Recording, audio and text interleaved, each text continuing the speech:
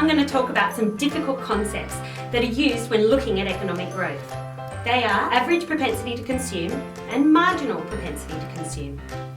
So let's start with income. We have two options with our disposable income. We can either spend it or we can save it. So our equation looks something like this. So average propensity to consume is simply the total amount that we spend divided by our income.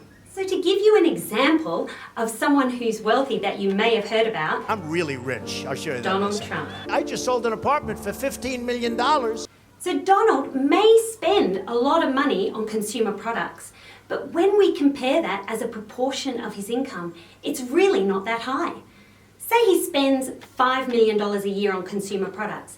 If he's earning $14 million a year, that's only an average propensity to consume of 38%. Alternatively, take a look at this fast food employee. He might not seem to spend a lot, but as a proportion of his income, it's very high. He needs to spend basically all of his disposable income just to survive on things like food and rent. So what we see is that someone on a low income actually has a very high average propensity to consume. Okay, so now we understand average propensity to consume and average propensity to save. We're going to take a look at the marginal propensity to consume and the marginal propensity to save. So what is the marginal propensity to consume? Well, basically, looks at the change in consumption as a proportion of a change in income.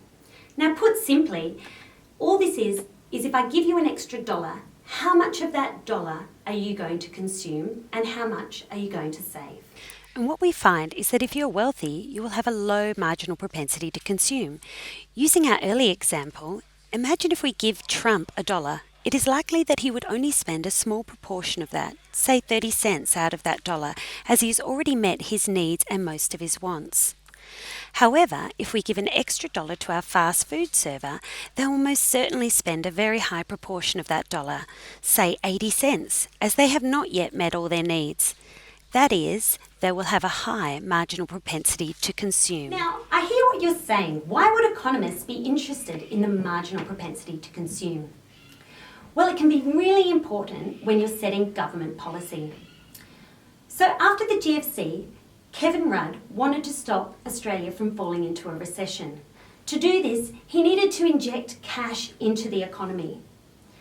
Now, instead of just having cash handouts to everybody, he targeted the cash handouts to those people who had a high marginal propensity to consume.